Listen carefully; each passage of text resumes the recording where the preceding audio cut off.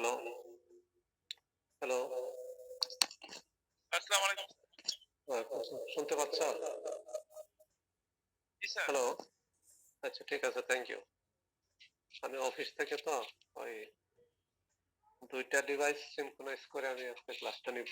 একটা হলো আমার অ্যান্ড্রয়েড আর একটা ডেস্কটপ। ডেস্কটপ থেকে আমি স্ক্রিন শেয়ার করব আর অ্যান্ড্রয়েড থেকে আমার সাথে কথা বলা যাবে। ভিডিও কি প্রয়োজন আছে? মনে হয় নেই। ভিডিও ছাড়াই করি।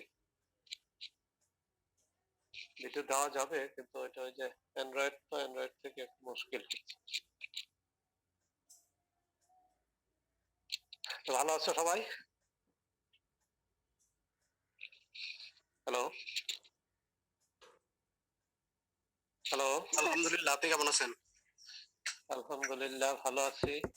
একটু রেসপন্স করো না, হয়তো আমি বুঝতে পারছি না তোমরা শুনতে পাচ্ছ কিনা। পাচ্ছি স্যার। আচ্ছা ঠিক আছে।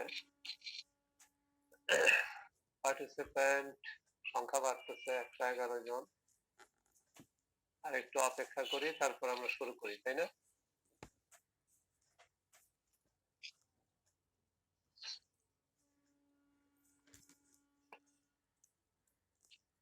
আপনি একটু প্রিলিমিনারি কথা বলি। সেটা হলো তোমাদের একটা পরীক্ষা দিয়েছিল 374 জন, যত 76টা অ্যান্সার স্ক্রিপ্ট আমি পেয়েছি। দেখেছিও, সবগুলি দেখতে পারি নাই, অনেকগুলি আমি দেখছি, কিন্তু অনেকে তো ফাঁকি টাকি দিয়েছো, এটা আমি কারণটা বুঝতে পারলাম না। আমি তো বলছিলাম যে নিজে চেষ্টা করে করো। অনেকে আছে যেটা সরাসরি কপি করে পেস্ট করছে, তো এটা তো ভালো হইতো না। আর দু একটা পাইছি আমি, সব দেখি নাই, আমাদের খুব এক্সিলেন্ট লেখা লিখছে, আমি যা বলছি সে বুঝতে পারছে, এরকম বেশ কিছু স্ক্রিপ্ট আমি পেয়েছি এবং তাদের একজনের সাথে একজনের মিল নেই, যার যার মতো করে করছে।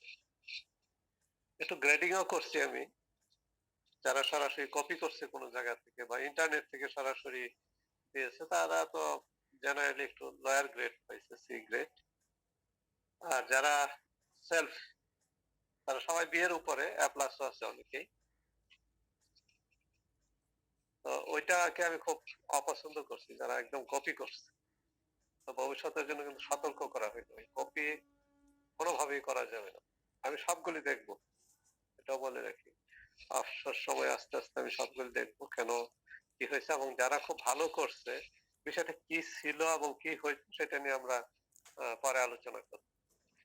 যাই হোক, এটা প্রথম অবস্থা হয়তোবা তোমরা অনেকে বুঝতে পারো নাই, তাতে কোনো অসুবিধা ছিল না। যে যতটুকু বুঝছো সেটা প্লেস করলে হতো, একটা বা দুইটা লাইন, তিনটা লাইন লিখলো। অনেকে লিখছে আমি যা পড়াইছি আর কি, সিমটম থেকে শুরু করে সবকিছু লিখছে। আমি তো এটা চাই না, আমি চাইছি জাস্ট একটা ম্যানেজমেন্ট প্র্যাকটিস, কিভাবে এটাকে ম্যানেজমেন্ট করবা, এবং কৌশলটাও আমি বলে দিয়েছি যে ডিজিজ ট্রায়াঙ্গেল বা ডিজিজ সাইকেলের যে অংশটা বোঝানো হয়েছে সেইখান থেকে কোন টেকনিকটাকে তুমি এখানে প্রয়োগ করতে পারবে। 4-5-6টা লাইন দিলেই যথেষ্ট। অনেকে অনেক কথা লিখছে, আবার অনেকে লজিক দিয়ে লিখছে, এটা খুব চমৎকার হয়েছে যে হ্যাঁ, আমি কেন এই কন্ট্রোল মেজারটা আমি চুজ করছি, বা ডিজিজ ট্রায়াঙ্গেলের কোন অংশটাকে এটা সাপোর্ট করছে, এরকম বেশ কিছু স্ক্রিপ্ট আমি পাইছি, এটা খুব ভালো অ্যাপ্রিসিয়েবল। যাই হোক, এটা নিয়ে আমরা স্ক্রিপ্ট গুলো দেখে শেষ করি, পরে বিস্তারিত আলোচনা করবো। আমি কি শুরু করতে পারি এখন? জি স্যার। আচ্ছা ঠিক আছে, তো স্টার্ট করি। রাইসের আমরা দুইটা ডিজিজ নিয়ে আমরা আলোচনা করছি, যেটা লিফ, একটা লিফ ব্লাস্ট আর একটা ছিল ব্রাউন স্পট। কাছাকাছি লক্ষণের বা কাছাকাছি সিমটমের দুইটা ডিজিজ। আজকে আমরা লিফ শিট এবং স্টেম, এদের কিছু ডিজিজ হয়, এই ডিজিজ গুলি নিয়ে আমরা একটু আলোচনা করবো, দেখি আমরা চিনতে পারি কিনা এবং এদের সম্পর্কে একটু বিস্তারিত জানার চেষ্টা করব। তাহলে আমরা স্টার্ট করি। প্রথম যে ডিজিজটা আমরা স্টাডি করবো সেটা হলো শীত ব্লাইট অফ রাইস। তোমাদের হয়তো মনে আছে কি শীত ব্লাইটের কজাল অর্গানিজম হলো রাইজোকটোনিয়া সোলানি। এই রাইজোকটোনিয়া সোলানি তার একটা বিশেষ ক্যারেক্টারিস্টিক্স আছে। এই অর্গানিজমটা ফাঙ্গাল অর্গানিজম, স্টেরাইল। Sterile মানে they cannot produce any kinds of conidia or spore or something like that. Conidia বা spore হলো তার রিপ্রোডাক্টিভ ইউনিট গুলি, সেগুলি তারা প্রডিউস করতে পারে না। এটা তার একটা বিশেষ বৈশিষ্ট্য। তাহলে তারা কিভাবে রিপ্রডিউস করে? তারা বা প্রতিকূল অবস্থা, অ্যাডভার্স সিচুয়েশন কিংবা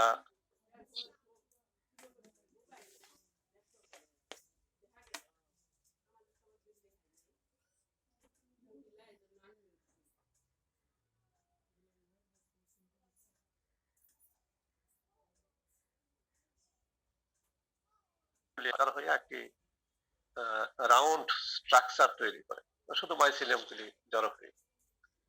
সেই রাউন্ড স্ট্রাকচারটা দিয়ে তারা নিজেদেরকে সেভ করে বা প্রোটেকশন করে। তো সেই প্রোটেকশনটাই হলো তাদের সেফগার্ড আর কি। পরবর্তী সিজনে তারা আবার সার্ভাইভ করতে পারে। আমরা সেই স্ট্রাকচারটা দেখবো। সেই স্ট্রাকচারটার নাম হলো স্ক্লেরোসিয়াম। নাম শুনছো কিনা আমি জানি না, হয়তো শুনছো, মনে নাও থাকতে পারে। স্ট্রাকচারটার নাম স্ক্লেরোসিয়াম। স্ক্লেরোসিয়াম কিভাবে ফর্ম হয় এই ডিজিজের মধ্যে, মানে কোন স্টেজে কোন অবস্থায় ফর্ম হয়, এটা আমরা আজকে এখানে দেখব। তাহলে আমরা প্রথম যে স্টেপ, প্রথম যে ধাপ আমাদের শীত ব্লাইট অফ রাইস, সেটার লক্ষণ কি, কিভাবে আমরা ডায়াগনোসিস করব, কিভাবে ডিজিজটাকে আমরা চিনতে পারবো, সেটা নিয়ে আমরা একটু কথা বলি। দেখো এখানে লেখাটাই পড়ি আগে, তারপরে আমরা ব্যাখ্যায় যাব। oblong water soaked lesion appear on leaf sheath at or near the water line.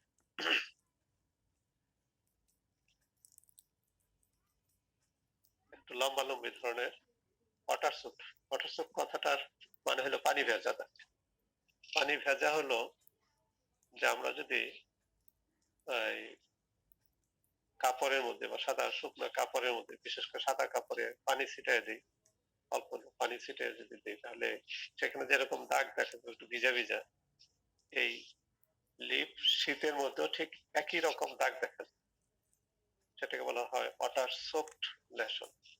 অর্থাৎ ফাঙ্গাস যখন ইনফেকশন করে তখন এই লিফ শীতের মধ্যে কিছু এনজাইম বা টক্সিন এগুলি সিক্রেট করে। ফলে প্লান্টের যে সেল ওয়াল, যেটা সেল ওয়াল, সেলের যে সেল ওয়াল থাকে, সেল ওয়ালটা ডিগ্রেড হয়ে যায়। সেল ওয়াল ডিগ্রেড হওয়ার ফলে তার যে প্রোটোপ্লাজম, যেটা প্রোটোপ্লাজমটা কি লিকুইড সাবস্টেন্স, সেটা এক্সপোজ হয়ে যাবে, বাইরে বের হয়ে আসে। বাইরে বের হয়ে আসলে যে অবস্থাটা হয় সেটাকে আসলে ওয়াটার সোকড বলা হয়। আমরা ওয়াটার সোকডের কিছু ছবি এখানে আছে, এটা আমরা পরবর্তীতে দেখব। এরকম একটা লেশন তৈরি হয়। আমরা আগের দুই ক্লাসে স্পটের কথা বলছিলাম, এখানে আমরা বলছি লেশন। একটু ব্যাখ্যা বোধহয় দেওয়া দরকার আছে লেশন আর স্পট। লেশনের কিন্তু একটা নির্দিষ্ট ডেফিনিট শেপ থাকে, কিন্তু স্পটের ডেফিনিট শেপ থাকে, কিন্তু লেশনের ক্ষেত্রে সে ডেফিনিট শেপটা অনেক সময় থাকে না। এটা হলো মূল পার্থক্য, অন্যতম একটা পার্থক্য।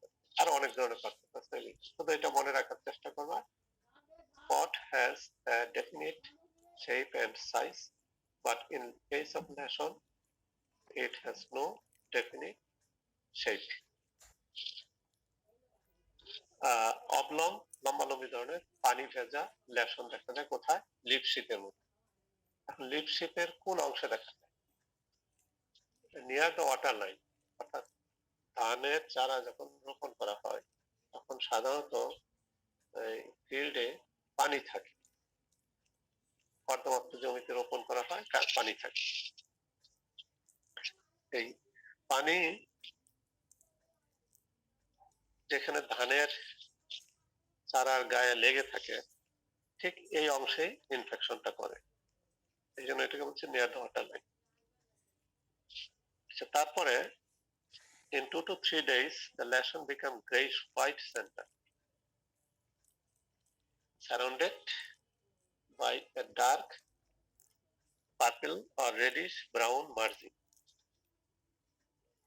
ইনফেকশনের 2 থেকে 3 দিন পরে দেখা যায় যে লেশনটা তৈরি হলো তার সেন্টার পোর্শন ভিতরের দিকে গ্রেইশ বা হোয়াইট কালার ডেভেলপ করে এবং তার চতুর্দিকে যে কালারটা হয় সেটা হয় ডার্ক পার্পল বা রেডিশ ব্রাউন, বাদামি ধরনের একটা রং ধারণ করে। The lesion may be up to 1 inch in long. লেশনটা 1 ইঞ্চি বা তারও বেশি লম্বা হতে পারে। কথা বলতে বললাম, এখন দেখি তো একটু মিলে আমাদের কথার সাথে কিন্তু মিল আছে কিনা। দেখো, this is the water soaked lesion. এখানে দেখো ফ্রেশ গ্রিন টিস্যু দেখা যাচ্ছে, তোমরা আশা করি দেখতে পাচ্ছ ফ্রেশ গ্রিন টিস্যু। এই যে অংশগুলি, আমার মাউস কি দেখা যায় তোমাদের? হ্যালো, মাউস দেখা যায়? দেখা যাচ্ছে। আচ্ছা ঠিক আছে, তোমরা একটু খেয়াল করো যে এখানে যে স্পটটা দেখা যায় এটা একটু এই স্পটের চেয়ে একটু ভিন্ন। দ্যাট ইজ এখানে ইনফেকশন স্টার্ট করছে। এটা আসলে ওয়াটার সফট লেশন। ছবিতে তো এত বোঝা যাবে না, ফিল্ডে যদি বাস্তবে যাও তাহলে দেখতে পাবে, খুব সুন্দর দেখা যায়। This is water soaked lesion. দেখো এইটা হলো পুরাটা লেশন। এটা কি কোনো শেপ বা শেপ আছে এটা ব্যাখ্যা করা যাবে? নাই, এটা ব্যাখ্যা করার সুযোগ নেই। কি শেপ আছে? Round, elongated? নো, মোটামুটি ধরনের লক্ষণ, এই জন্য এটাকে লেশন বলছে। তারপরে বলছে যে এই যে সেন্টার পোর্শন, দেখো সেন্টার পোর্শনটা একটু ধূসর colour, white, but in margin it is deep. এটাকে পার্পল বলা যাবে না, এটা অনেকটা ব্রাউনিশ বা ব্রাউন কালার ধারণ করছে। এখানে এই স্পটটার মধ্যে, এই লেশনটার মধ্যে আমরা আসলে ওয়াটার সফট লেশনটাকে ব্যাখ্যা করছি। কিন্তু পরবর্তীতে দেখো ডিজিজ যখন অ্যাডভান্স হয়, এই দেখো কি অবস্থা দাঁড়াইছে। Center portion is become white or whitish, but this margin is brown or brownish, etc. এখানে দেখো তাই খুব সুন্দর দেখা যাচ্ছে এই লক্ষণ, তাই না? তাহলে উপরের কথার সাথে অনেকটা মিল আসছে যে এখানে ওয়াটার সফট লেশন আমরা দেখছি, ইলংগেটেড লেশন আমরা দেখছি। তারপরে 2 to 3 days after this lesion become whitish surrounded with a dark brown margin. আশা করি তোমরা এটা থেকে কিছুটা বুঝতে পারছো। যদি প্রয়োজন হয় মাঠে যে বাস্তব চিত্র দেখো তাহলে সহজেই আইডেন্টিফাই করতে পারবে। একই বিষয়ের এখানে আরেকটা সিমটম দেখানো হচ্ছে, দেখো একই ধরনের লক্ষণ। আরো অনেকগুলি ছবি আছে, আমরা দেখবো একের পরে। লেশনের ফলে কি হয় দেখো, interrupt the flow of water and nutrients. আমরা যদি একটু আগের স্লাইডে যেতে পারি,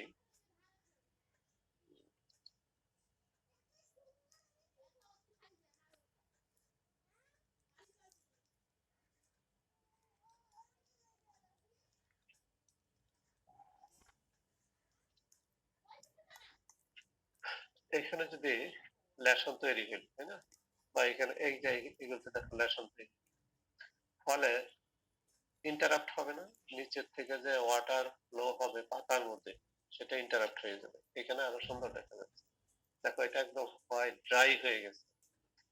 এখান থেকে যে নিউট্রিয়েন্ট বা ওয়াটার ট্রান্সলোকেশন হচ্ছে পাতাতে, এটা একদম ডিসরাপ্ট হয়ে গেছে। ফলে এই পাতাটা, উপরের পাতাটা মরে একদম শেষ, ড্রাই হয়ে গেছে, শুকায় গেছে। এই পাতাটা শুকায় যাওয়ার কথা না।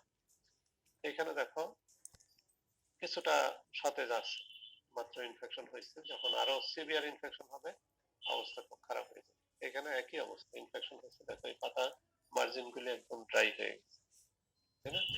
দ্যাট ইজ, আমরা যেটা বলছি, the lesion interrupt the flow of water and nutrients.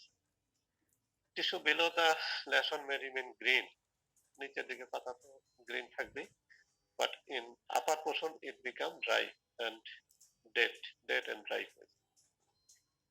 তারপর in humid environment, humidity যদি বেশি থাকে, the fungus grow upward inside the sheath causing new lesion.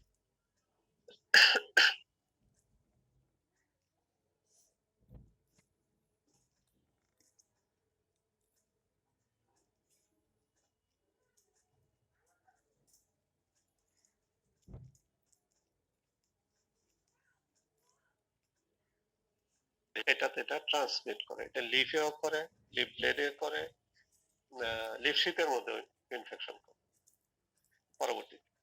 The fungus can also spread nearby plants, এবং দেখা গেছে আশেপাশের গাছের মধ্যে ছড়ায় গেছে, বাতাসের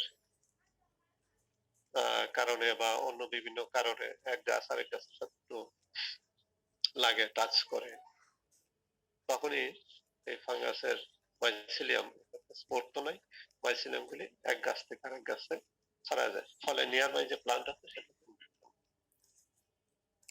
দেখো, this is the condition of field. পাতা এখানে দেখা যাচ্ছে লিপ শিট থেকে এখন লিপ ব্লেডে চলে আসছে। এই যে একটা লিপ ব্লেড ইনফেকশন হলো, তার উপরে তো ট্রান্সলোকেশন হওয়ার সুযোগ নেই, আর এটা এত দ্রুত 3-4 দিনের মধ্যে ডেড হয়ে গেল যে এই পাতাগুলো এখনো কিছুটা গ্রিন আছে। যেমন এইখানে এই পাতাটা উপরের দিকে আলটিমেটলি মারা যাবে, এটা কোনো সুযোগ নেই বেঁচে থাকে, তার ট্রান্সলোকেশন তো টোটালি ডিসরাপ্ট। এই পাতাটা দেখো কি সিভিয়ার ইনফেকশন।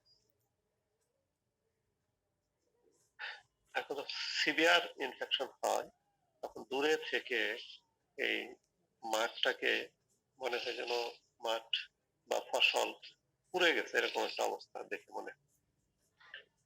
কাছে যে উপরের দিকে পাতায় কিছুই দেখতে হবে, তোমাকে দেখতে হবে গাছের নিচের দিকে পাতায় বা ওই যে লিফ শীত, সেই শীতের মধ্যে কোনো ইনফেকশন আছে কিনা। ধানের গাছ একটু সরায় দিয়ে, ফাঁকা করে দিয়ে, তারপর নিচের দিকে শীতে আগে দেখতে হবে যে এই লক্ষণটা আছে কিনা। শীতের যদি এই লক্ষণ থাকে তাহলে গাছ উপরের দিকে আলটিমেটলি ইয়েলো হবে, পাতা একদম আলটিমেটলি মারা যাবে। দেখে মনে হবে যেন নাইট্রোজেন সারের খুব অভাব হয়েছে, এরকম মনে হইতে পারে দূরে থেকে। এটা হলো বাস্তবে দেখা যায় আর কি এরকম। দেখো কত সিভিয়ার ইনফেকশন, লিপশিট থেকে এখন লিপ ব্লেডে চলে আসছে। এই যে সাদা দেখা যাচ্ছে, এগুলি কি বলতো? যে সাদা white, mealybug, sir fungus. Fungus. এটা ফাঙ্গাসের কোন অংশটা? Spore, conidia, sir mycelium. Mycelium. Good. দেখো এই যে মাইসিলিয়াম গুলি কি হয়েছে, এইগুলো এখানে মাইসিলিয়াম নাই, আছে এগুলিতে, সব জায়গাতে আছে, কিন্তু এখন তো এটা ইনফেকশন এত সিভিয়ার হয়েছে যে ফাঙ্গাস এখন চিন্তা করতেছে আমাকে তো বেঁচে থাকতে হবে, এটা প্রতিকূল অবস্থা হয়ে গেছে তার, হোস্ট তো সে মেরেই ফেলছে, এই এখন বেঁচে থাকার জন্য এই যে ফাঙ্গাসের যে মাইসিলিয়াম গুলো সেগুলি জড়া হচ্ছে। দেখো এখানে আমরা দেখি না কেন, আস্তে আস্তে চতুর্দিক থেকে মাইসিলিয়াম গুলি একটা জড়া হয়েছে, এইখানেও জড়া হয়েছে। এই জড়া হয়ে হয়ে আস্তে আস্তে একটি রেস্টিং স্ট্রাকচার তারা তৈরি করে। আমরা পরের ছবিতে হয়তো আর একটু সুন্দর দেখবো। এখানে জাস্ট স্টার্ট করছে, এই যে দেখো এখানে, এটা তো আরো সিভিয়ার ইনফেকশন হয়েছে, দেখো মাইসিলাম গুলো আরো অ্যাগ্রিগেট করে আরো বড় হয়েছে, বড় হয়ে একটা গোলাকার স্ট্রাকচার তৈরি। Severely damaged plants may lose and it look like the skin of cobra snake. দেখো তো এই পাতাটা গোখরা সাপের চামড়ার মতো দেখা যায় না, এরকম সব সব সব সব দাগ দেখা যাবে ফিল্ডে, সব সব দাগ দেখা যাবে। এটাই অনেকে তোমরা শুনবা কোবরা স্নেক সিমটম মানে শীত ব্লাইট অফ রাইস। এটা চিনার জন্য একটা অনেকেই বলে থাকে কোবরা স্নেক সিমটম পাইলে তোমরা পাবো। তার মানে কি কোবরা স্নেক কখন বলবো আমরা? এরকম সব সব যখন দাগ হবে পাতার মধ্যে, তখন এই পাতাটা অনেকটা দেখতে গোখরা সাপের চামড়ার মতো দেখা যায়। Look at this field. তোমরা যদি একটু ভালো করে ছবিটা খেয়াল করো, জানি না তোমাদের অ্যান্ড্রয়েডে এটা ভালো দেখা যাচ্ছে কি, তাহলে দেখবা এই যে মাঝে মাঝে সবুজ পাতার ফাঁকে ফাঁকে কিন্তু কেমন জানি গাছ লালচে হয়ে গেছে, একদম লালচে হয়ে গেছে। এটা খুব সিভিয়ারলি ইনফেক্টেড একটা ফিল্ড, সিভিয়ারলি ইনফেক্টেড একেবারে। অনেক আগের তোলা ছবি এটা, সম্ভবত নসিপুর ফার্ম থেকে তোলা ছিল এই ছবিটা। কিছু কিছু ধানের জাত আছে এগুলো খুব সাসেপ্টেবল ভ্যারাইটিতে এই ইনফেকশন গুলি বেশি হয়। ওকে, sclerotia are formed on the infected plants. এই যে আমরা বলছি যে sclerotia ফর্ম করতেছে by aggregating the mycelium of Rhizoctonia solani. এই তো তার লক্ষণ। আমি আশা করি তোমরা এটা চিনতে পারবা মাঠে গেলেও। ডিজিজ সাইকেল কিভাবে ডিজিজটা সংগঠিত হয় সংক্ষিপ্ত আমরা একটু দেখি। The fungus survive in the soil from year after year as sclerotium. একটু আগে আমরা যেটা বলছি স্ক্লেরোসিয়াম আকারে বছরের পর বছর ফাঙ্গাসটা সার্ভাইভ করে, অনেকদিন থাকতে পারে। As sclerotium will float to the water when it contacts rice plant, the fungus grows and infect leaf sheath. খুব মজার একটি জিনিস আছে। তাহলে স্ক্লেরোসিয়াম কোথায় থাকে? সয়েলের মধ্যে থাকে। রাইসের যখন মাটি কর্দমাক্ত করা হয়, চাষ দিয়ে পানি দিয়ে যখন কর্দমাক্ত করা হয়, তখন এই পানিটা যে স্ক্লেরোসিয়াম থাকে সয়েলের মধ্যে, সেই স্ক্লেরোসিয়াম গুলি পানির চেয়ে হালকা, কাজে এটা পানির উপরে ভেসে ওঠে। পানির উপরে ভেসে যখন উঠে, তারপরে তো গাছ ধানের চারা লাগানো হয়, লাগানোর ফলে আস্তে আস্তে এটা ভেসে ভেসে ভেসে ভেসে এক জায়গা থেকে আরেক জায়গায় মুভ করতে থাকে। পানির মধ্যে কোনো ভাসমান জিনিস তো আসলে স্থির থাকে না, বাতাস বা পানির একটা টেনশন আছে, সেই টেনশনের কারণেই হোক বা বাতাসের কারণেই হোক এটা মুভ করে যখন সে গাছের সংস্পর্শে আসে, তখন কিন্তু দেখবে গাছের গায়ে ভাসমান কোনো জিনিস লেগে গেছে। স্ক্লেরোসিয়াম যখন ভেসে ভেসে যাচ্ছে, গাছের সংস্পর্শে আসার সাথে সাথে এই গাছের গায়ে লেগে যায়। যখনই গাছের গায়ে লেগে যায়, তাতে সেন্সর আছে, অর্গানিজম এটা তো লিভিং, তারা কিন্তু একটা নিজস্ব সেন্সর আছে, সেই সেন্সর দিয়ে সে বুঝতে পারে দিস ইজ মাই হোস্ট। গাছের গায়ের কাছে যখন আসে তখন সে এটা বুঝতে পারে যে এখানে সে টাচ করছিল সেখানে ইনফেকশন করে। সব মজার জিনিস, ঠিক আছে? ইনফেকশন করে তারপরে যা ঘটনা ঘটে সেটা তো আমি বললাম। আর ইনফেকশন কোথায় করবে? অবশ্যই সেটা লিফ শীতের মধ্যে, টাচিংটা তো লিফ শীতে হবে প্রথমে। আর যদি চারা খুব ছোট থাকে, পানি একটু বেশি থাকে জমিতে, সেটা লিফের মধ্যেও করতে পারে, তবে সাধারণত লিফ শীতেই বেশি করে। Later new sclerotia develop and complete life cycle. যখনই হোস্ট পাইলো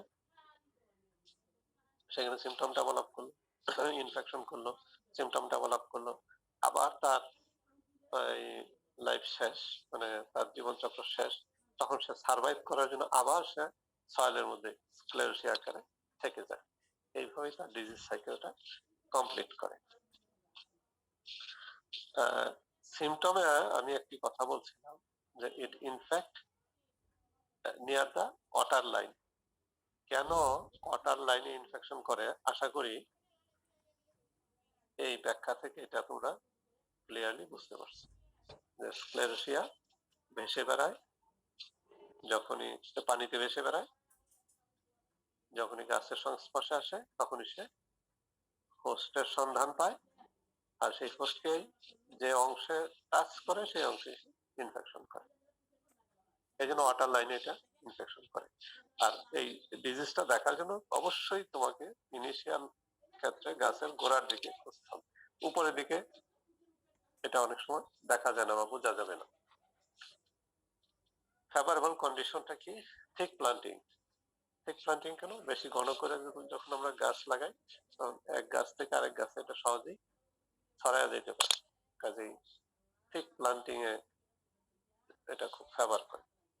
high relative humidity with canopy level above 95%। Relative humidity যদি বেশি থাকে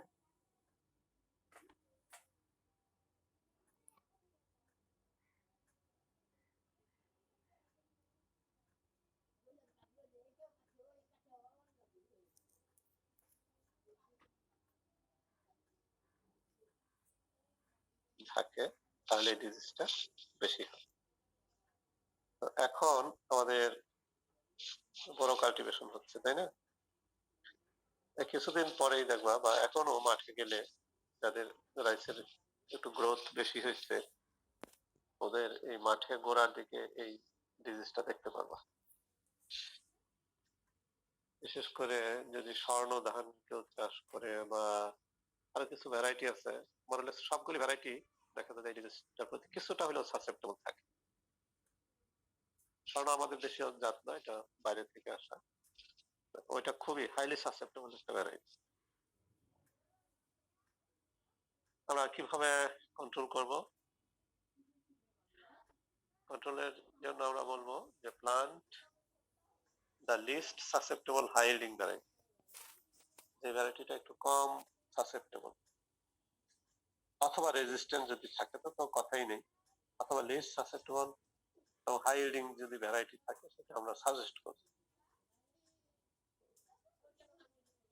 plant 15 to 20 plants per square feet, প্রতি স্কয়ার ফিটের মধ্যে 15 থেকে 20টার বেশি প্লান্ট লাগানো যাবে না, কারণ এটা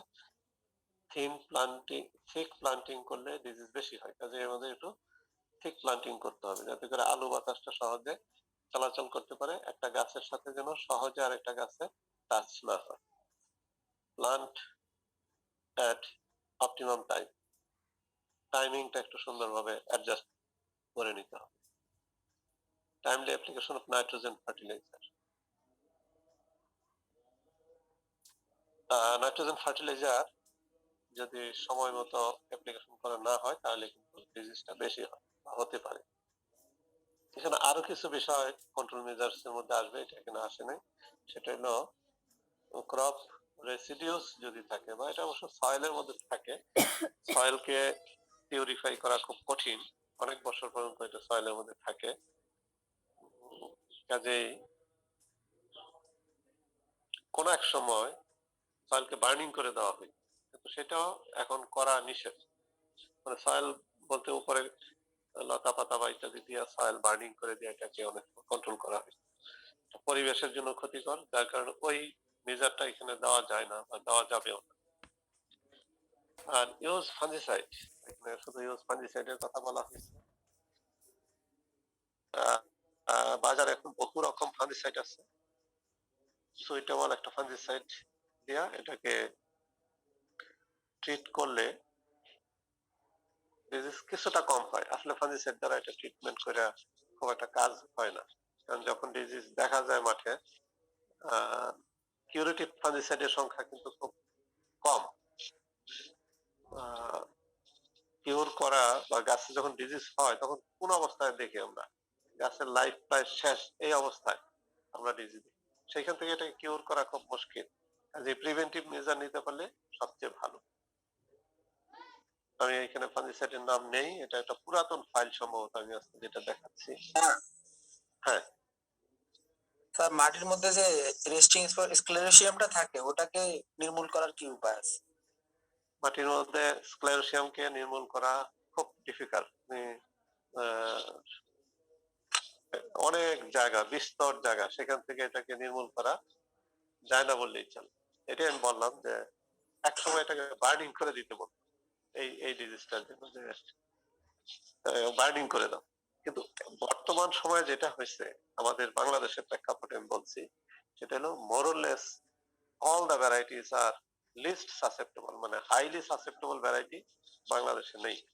কারণ কৃষি গবেষণা থেকে, ধান গবেষণা থেকে যে সকল ভ্যারাইটি গুলি রিলিজ করা হয় আমাদের দেশে, তারা কয়েকটা ডিজিজের প্রতি খুবই সতর্কভাবে তারা চেক করে। এর মধ্যে একটা হলো এই শীত ব্লাইট, ব্লাস্ট, আর কিছু ব্যাকটেরিয়াল ডিজিজ আছে।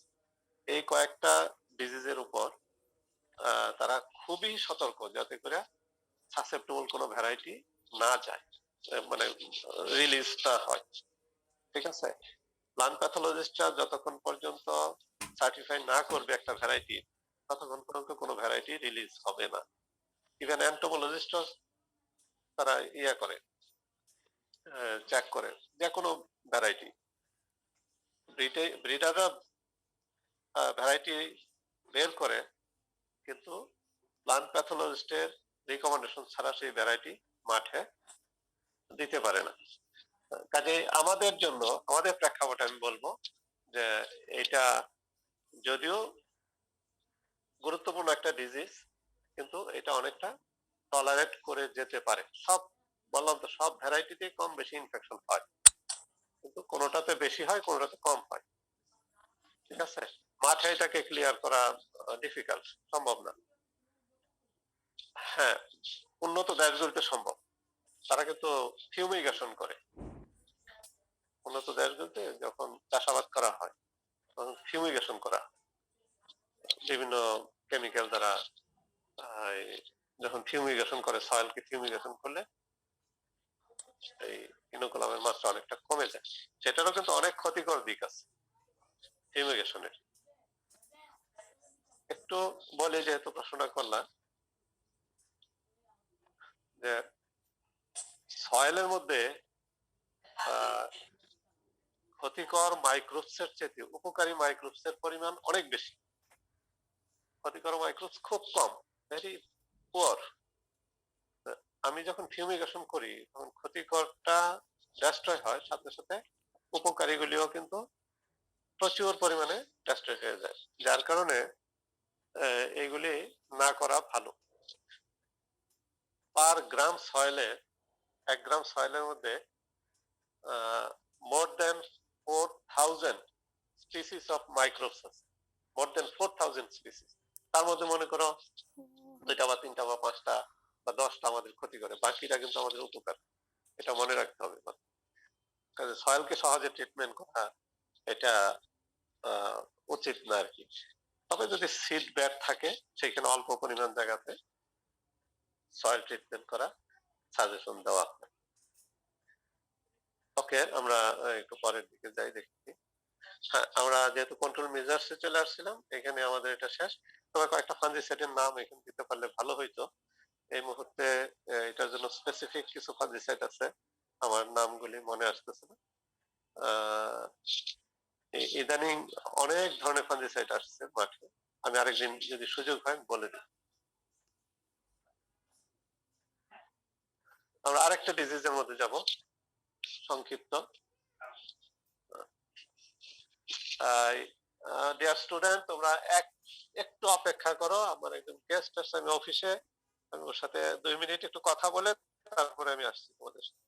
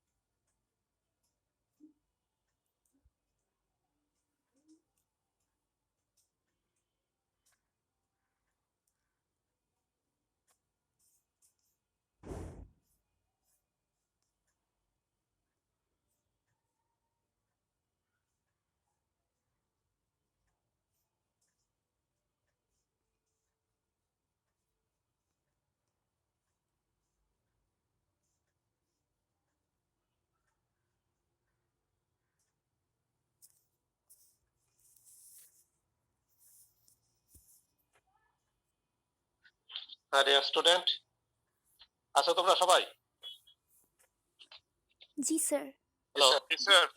আজ তোমাদের এক বড় ভাই ব্র্যাকে চাকরি করেন, উনি আসছে আমার সাথে 1 মিনিট একটু দেখা করবে, কথা বলবে। সকালে ফোন করছিল, আমি বলছিলাম 10টার আগে আসতে, তার আসতে পারে নাই। বসলো না, চলে গেল। ঠিক আছে, তাহলে আমরা আবার শুরু করি নাকি? ছোট জি স্যার।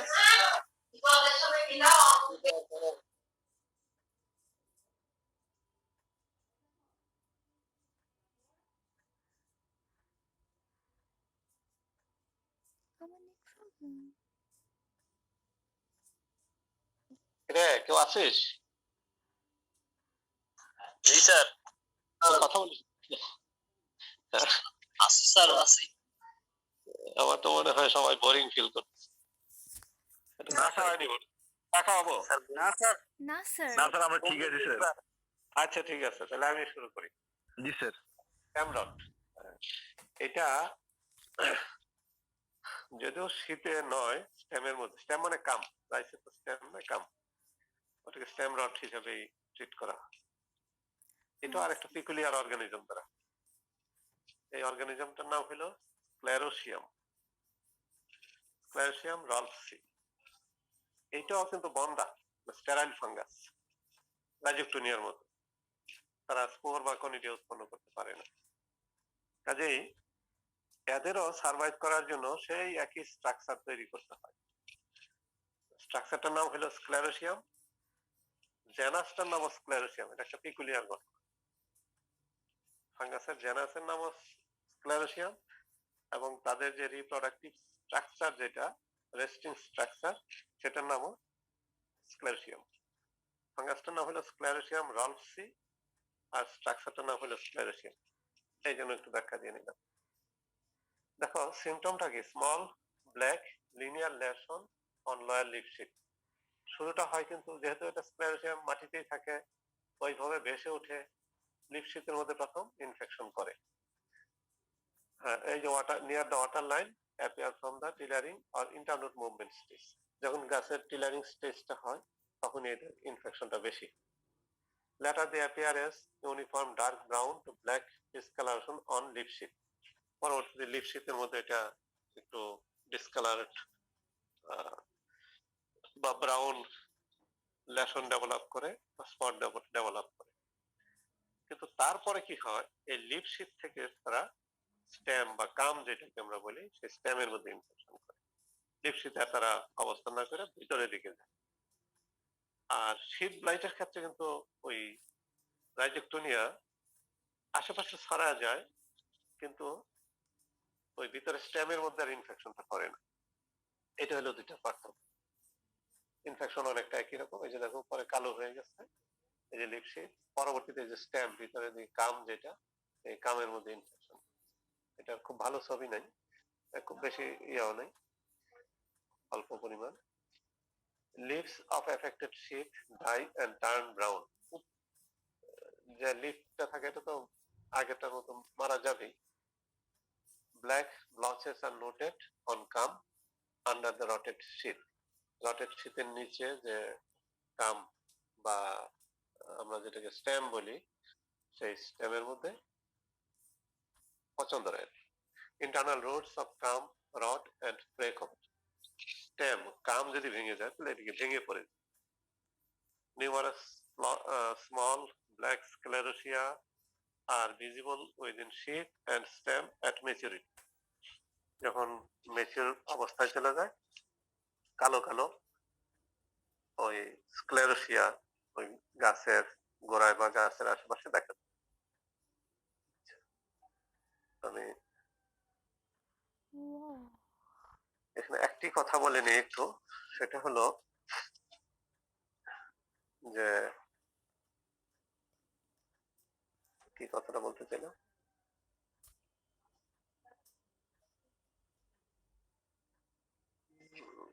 কি কথাটা বলতে চাই, কোথায় গেল?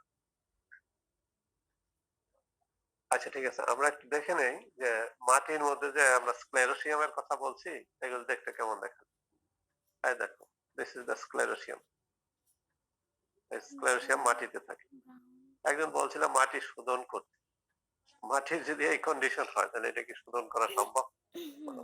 মাঠকে মাঠ এই অবস্থায় যদি থাকে। তবে এত সিভিয়ার কন্ডিশনে কখনো ওই স্ক্লেরোসিয়া খুবই স্মল ল্যাবরেটরিতে আছে আমাদের, তোমরা যখন সুযোগ হয় দেখবা যে এটা আসলে কেমন। এটা একটু ম্যাগনিফাই করে, ছবিটাকে ম্যাগনিফাই করে সয়েল থেকে তোলা হয়েছে, আমি নিজেই তুলছি। আর এখানে ওই স্ক্লেরোসিয়াম দ্বারা সয়েলটাকে ইনোকুলেটেড করা ছিল। আমরা এক্সপেরিমেন্টের জন্য এটা ইনোকুলেটেড করা ছিল, এই জন্য এত প্রচুর পরিমাণে ইনোকুলাম সেখানে ডেভেলপ করছে। ঠিক আছে, এই ছবি তোমরা অন্য কোথাও ওইভাবে দেখতে পাবো না। বাস্তবে স্ক্লেরোসিয়াম কেমন এটা হাতে নিবা, ধরবা, তারপরে দেখবা। ঠিক আছে, আগের কথাটা মনে হয়েছে, এই স্লাইডে আমি যে কথাটা বলতে চাচ্ছিলাম, ধানের জমিতে তোমরা দেখবা অনেক সময়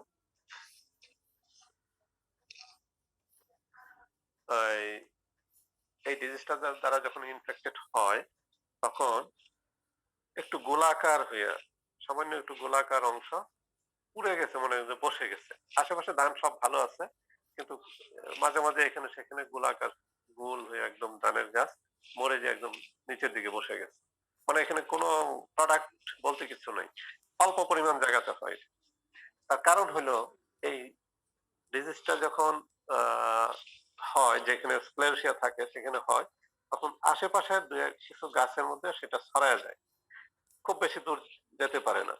যতটুকু গাছের মধ্যে ছড়ায় যেতে পারে সেই অংশটা, স্টেম যেহেতু নষ্ট হয়ে যায়, তাহলে স্টেম নষ্ট হয়ে যাওয়া মানে কি, এটা একদম ধসে যায়। সম্ভবত পরে কোথাও ছবি আছে, আমি একটু দেখাবো সুযোগ থাকলে। ধসে যায়, বসে গেছে একদম। যখন এই কন্ডিশনটা দেখবা তখনই এটাকে তোমার ধরে নিতে হবে যে এটা স্টেম রট, এটা স্ক্লেরোসিয়াম দ্বারা হয়েছে। এবং এটা নিয়ন্ত্রণের জন্য সবচেয়ে ভালো উপায় হলো আশেপাশের আরো দুই একটা কাঁচা গাছ, মানে চতুর্দিক থেকে যে অংশটা একদম পুরে কি বলে খড় হয়ে যায়, একদম কিছুই থাকে না, এটা সামান্য একটু আশেপাশে থেকে কেটে আরো করে তখন এই অংশটাকে পুড়িয়ে ফেলা, এই খড় সহ সবকিছু পুড়িয়ে ফেলা। তার মানে এটা অল্প একটু জায়গাতেই বিস্তার লাভ করে স্ক্লেরোসিয়াম গুলি। এটা যদি পুড়ে ফেলো তাহলে পরবর্তী বছরে এখান থেকে বা ইনফেকশন হওয়ার সম্ভাবনা কম। দ্যাট ইজ ইনোকুলাম ডেনসিটিটাকে আমরা কমিয়ে দিতে পারলাম। ঠিক আছে, এই কথাটুকু বলার জন্য আমি আসলে ইয়ে করছিলাম। আর এটা তো স্ক্লেরোসিয়াম আমরা দেখলাম, আশা করি মনে রাখতে পারলাম। এই যে যেটা আমি বলছিলাম যে স্টেম রড, দেখো এরকম হয়ে যায় না অনেক সময়, দেখছো নিশ্চয়ই দেখছো, এই দেখো যেখানে যেখানে ইনফেকশন হয়েছে একেবারে বসে গেছে না, এটা তো ফলন হবেই না। আশেপাশে কতটুকু এটুকু কেটে ফেলে দিয়ে সুন্দরভাবে পরিষ্কার করে আশেপাশে, তারপরে দিবা যে অংশটার মধ্যে ইনফেকশন হয়েছে বলে মনে হয় ওইটাতে আরো কিছু পাতালতা দিয়ে বা অন্য কিছু দিয়ে এটাকে পুরাই ফেলতে সাজেস্ট করো, তাহলে ইনোকুলামের ডেনসিটিটা কমে যাবে। এটা দিয়ে এটাকে নিয়ন্ত্রণ করা যায়। আর এগুলি সয়েল বর্ন অর্গানিজম, তো সচরাচর কোনো ফাঙ্গিসাইড প্রয়োগ করে এটাকে কন্ট্রোল করা খুব ডিফিকাল্ট, করা যায় না। দেখো, this is the condition of field stem rot of rice. আশা করি তোমরা বুঝতে পারছো। এটা বোধহয় আমি বলছি already, sclerotia surviving soil, sclerotia float to the water, যেটা আমরা আগে অলরেডি ব্যাখ্যা করে আসছি। The contact plants germinate at infect plants till and near the water line, এটা আগেও বলা আছে, সহজ জিনিস। অ্যাক্সেস নাইট্রোজেন ফার্টিলিটি, এটা তার জন্য ফেভারেবল কন্ডিশন। পটাশিয়াম ডেফিসিয়েন্সি যদি সয়েলে হয় তখন ডিজিজটা একটু বেশি হয়, যদি পটাশ দিতে হবে। ডেন্স করে যদি কাল্টিভেশন করা হয়, ঘন কাল্টিভেশন, ডিজিজ বেশি হয়। Stagnant water remaining at the same level favour the disease. একই লেভেলে মনে করো যে পানি জমে আছে 5 দিন 7 দিন 10 দিন, তখন এই ডিজিজটা বেশি হয়। কারণ হলো কি, এখানে 5-7 দিনের মধ্যে স্ক্লেরোসিয়া অলরেডি হয়ে যায়। স্ক্লেরোসিয়া পানিতে ভেসে আবার পাশের আরেকটা গাছের মধ্যে যায়, এইভাবে আশেপাশে ছড়ায় যাওয়ার সম্ভাবনা থাকে। যার কারণে দীর্ঘদিন স্ট্যাগনেন্ট ওয়াটার জমিতে রাখা ঠিক না। ওয়াটার কমে যাবে, একটু ড্রাই হবে, তারপরে আবার ওয়াটার দিতে হবে, ইরিগেশন দিতে হবে। অথবা যদি বৃষ্টির কারণে পানি জমেই থাকে, সেটাকে কিছু পানি ড্রেন আউট করে দিতে হবে। কিভাবে আমরা ম্যানেজ করব? রেজিস্ট্যান্ট ভ্যারাইটি তো আমাদের প্রথম সোর্স, সেটা দিতেই হবে। নাইট্রোজেন ফার্টিলাইজার যে রিকমেন্ডেড ডোজ আছে যেটা, সেটা প্রয়োগ করতে হবে অবশ্যই। প্রপার সিডিং,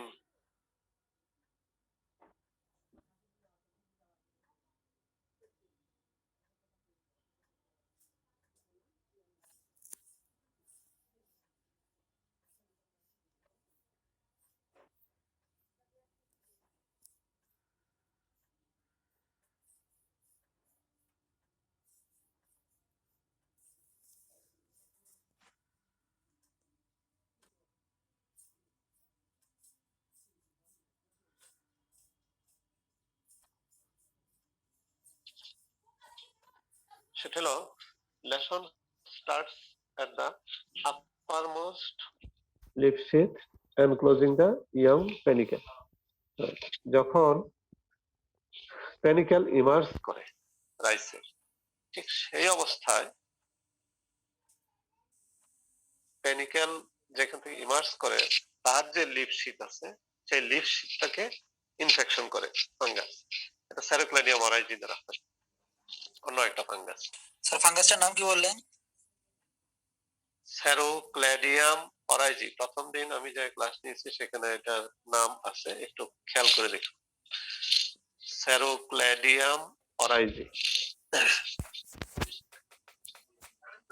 তার লেসনটা কোথায় হয় এটা তোমাকে আগে বুঝতে হবে। লিপশিট, কোন লিপশিটে? আপার মোস্ট লিপশিট। কখন হয়? ডিউরিং প্যানিক্যাল ইনিশিয়েশন, ঠিক আছে? যেটাকে আমরা ফ্ল্যাগ লিফ বলে থাকি, ফ্ল্যাগ লিফ ডিউরিং প্যানিক্যাল ইনিশিয়েশন। আর এটা হলো শীত রট। আর শীত ব্লাইট কোথায় হয়? গাছের গোড়ার দিকে, নিচের দিকে অংশে। খেয়াল করবা কিন্তু। লেসন আর oblong with brown margin and grey centre. এখানে একটু লম্বালম্বি ধরনের লেসন হয়, মার্জিনটা হয় ব্রাউন আর সেন্টারটা একটু গ্রে। কিন্তু লেসন দেখে তুমি বুঝতে পারবা যে রাইজোকটোনিয়া আর স্যারোক্লেডিয়ামের লেসনের মধ্যে দেখতে পার্থক্য আছে। আমরা লেসনটা দেখবো। লেসন কলেজ, কলেজ কথার অর্থ জানো নাকি কেউ? কলেজ স্যার একত্রে মিলে যাওয়া। Good, very good. হ্যাঁ, একত্রিত মিলে যাওয়া কলেজ। একাধিক লেসন যখন হয় coalesce. And cover most of the sheet, মিলে গিয়ে সবাই মিলে একদম লিপ শিটটাকে কভার করে ফেলে। কোন লিপ শিটকে? আপার মোস্ট লিপ শিট, বা যেখান থেকে প্যানিকেলটা বের হয়। এখন লিপ শিটটা যদি মারা যায়, প্যানিকেলটা কি বের হইতে পারবে? কখনোই না। একদম টোটালি যদি ডেড হয়ে যায়, প্যানিকেল ইমার্জ করতে পারবে না। অথবা যদিও ইমার্জ করে, পার্শিয়ালি করবে, অর্ধেক করবে, অর্ধেক করতে পারবে না। দেখবো আমরা ছবিতে কিন্তু ঘটনা ঘটে। The sheath and panicles are rotted. দুইটাই কিন্তু মারা যায়, লিপ শীতও মারা যায়, প্যানিকেলটাও মারা যায়।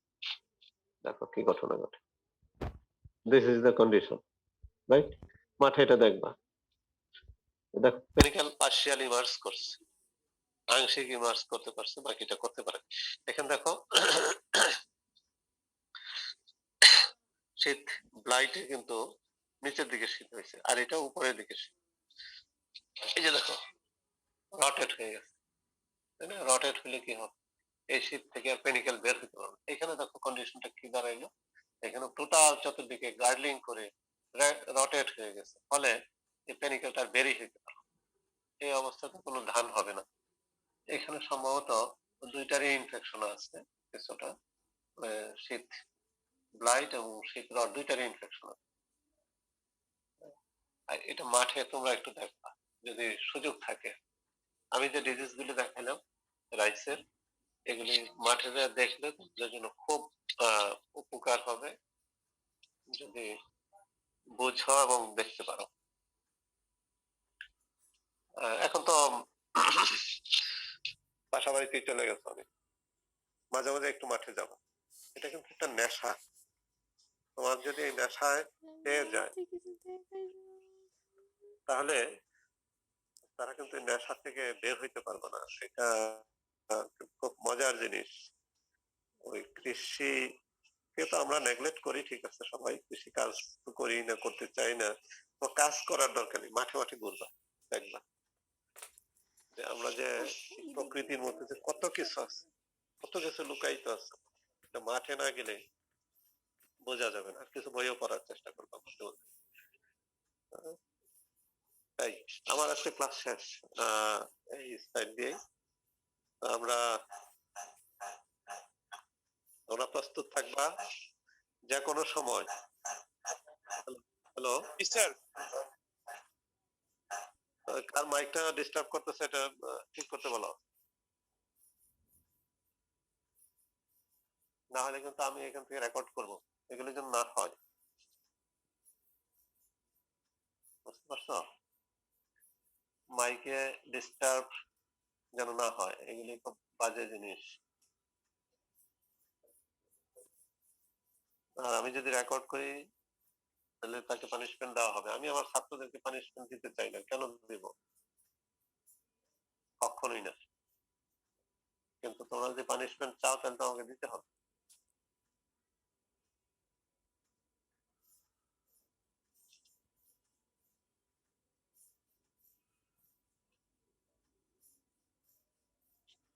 স্যার শীত রডটা তো কমপ্লিট হইলো না মনে হয়। হ্যাঁ, শীতটা কমপ্লিট হলো না মানে আমি আর এটা তো খুব গুরুত্বপূর্ণ ডিজিজ নয়।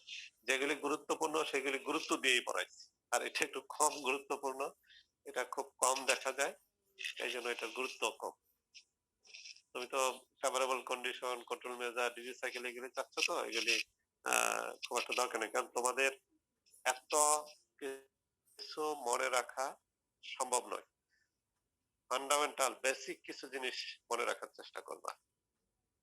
একটা ডিজিজই যথেষ্ট, একটা ক্রপের মানে একটা ডিজিজের ইনস এন্ড আউট খুঁটিনাটি তুমি জানলে বাকি ডিজিজ গুলি তোমাদের যদি কেউ কখনো কর্মক্ষেত্রে যাও বা কোথাও যাও, এই রিলেটেড কোনো কাজে যাও বা টিচিং প্রফেশনে যাও, তখন তোমরা নিজেরাই নিজেদের মতো করে ডেভেলপ করে নিতে পারো। শত শত ডিজিজ আছে একটা ক্রপের, সবগুলো যদি আমি এভাবে বলে যাই বিস্তারিত, তোমরা নিজেরাই মাথা হ্যাং হয়ে যাবে। আমি সেটা করতে চাই।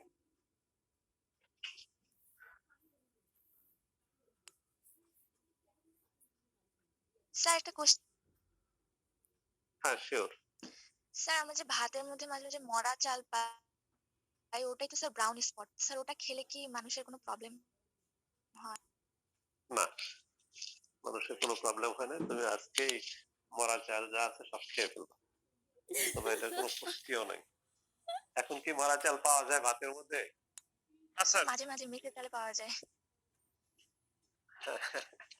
না, মিলগুলি এখন কি করে জানো? মিলের তো আধুনিক প্রযুক্তি বের হয়েছে, কম্পিউটারে স্ক্যান করে তারা ওই যে মরা চালগুলি আছে বা মরা ভাত সেগুলি আউট করে দেয়। আর মরা চালের আরেকটি কারণ হলো, একটা হলো ব্রাউন স্পটের কারণে হয়, আরেকটা হলো তোমার ওই যে রাইস বাগের নাম শুনছো? জি রাইস স্যার। বাগ, মানে ওই রাইস বাগের কারণেও কিন্তু মরা চাল হয়। দুইটা কারণই হয়, আরো কারণ আছে, বিভিন্ন ফিজিওলজিক্যাল কারণ তো থাকে, মূলত প্রধানত এই দুইটা। তো এইগুলি খেলে তোমার কোনো সমস্যা নাই। কারণ হলো ওই হিউম্যানে যে সকল অর্গানিজম ডিজিজ করে সাধারণত তারা প্লান্টে করে না, আবার প্লান্টে যে সকল অর্গানিজম ডিজিজ করে তারা হিউম্যানে কোনো ডিজিজ করে না। জি স্যার। ব্যতিক্রম আছে। ব্যতিক্রম হলো অ্যাসপারজিলাসের নাম শুনছো?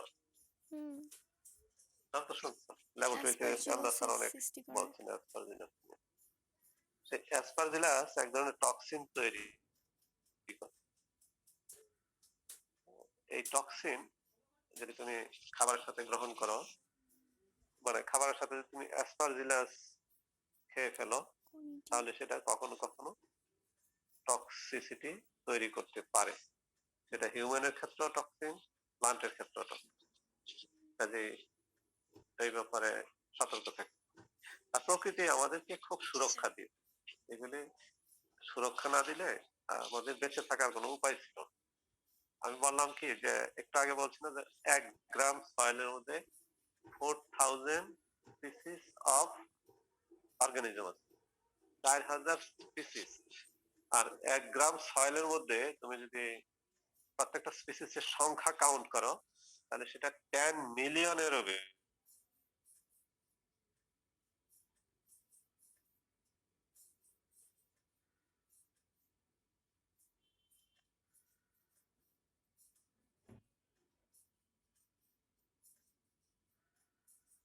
কোটি কোটি অর্গানিজম প্রতিনিয়ত আমাদের শরীরে ঢুকতেছে।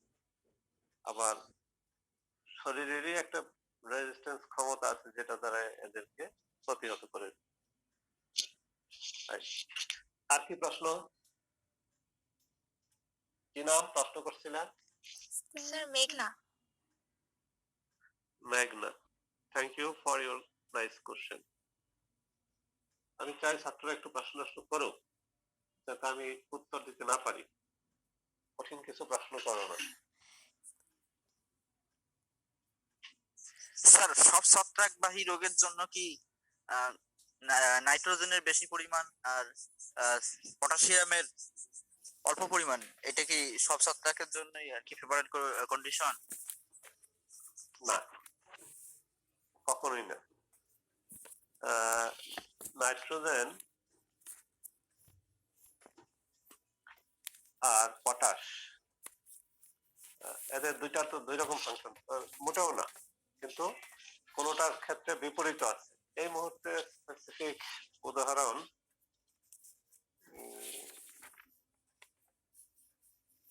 এই মুহূর্তে হয়তো স্পেসিফিক উদাহরণ দিতে পারবো না, কারণ এটা যারা নিউট্রিয়েন্ট নিয়ে স্টাডি করে তাদের জন্য এটা খুব সুবিধা।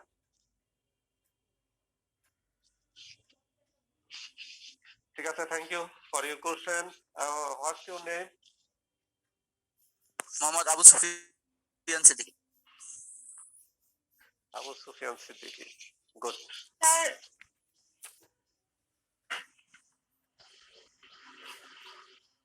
স্যার স্লাইডগুলো কি আরেকবার দেখানো যাবে?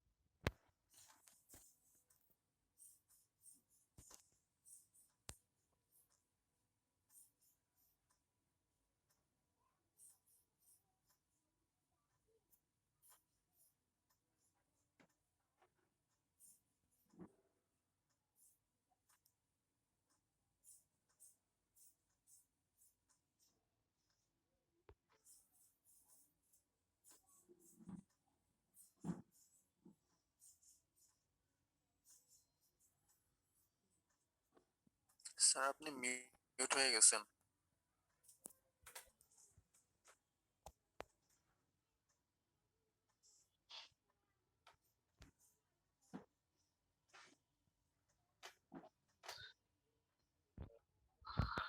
হ্যালো, জি স্যার। হ্যাঁ, আমরা কি শেষ করে দেবো এখন নাকি? জি স্যার, শেষ করেন স্যার। স্যার আমার একটা আচ্ছা, ঠিক কোশ্চেন আছে। ছিল। আর ওই যে পরীক্ষার ব্যাপারটা এটা, হ্যাঁ হ্যাঁ বলো বলো। স্যার এরগট ডিজিজটা কি জাস্ট উইটে হয়?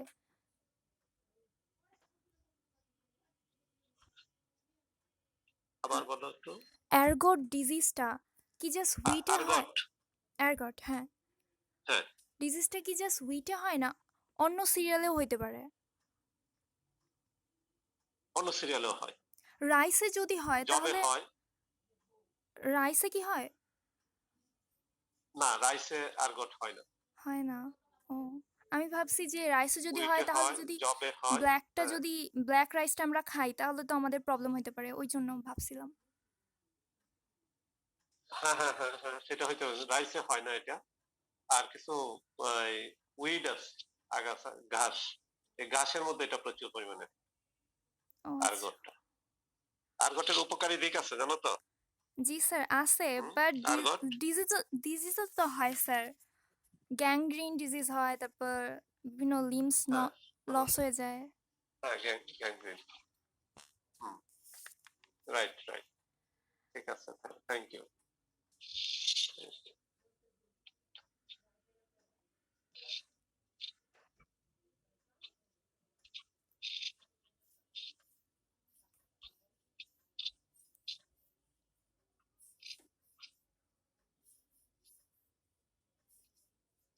তাহলে আমরা শেষ করি আজকের মতো, ঠিক আছে? জি স্যার।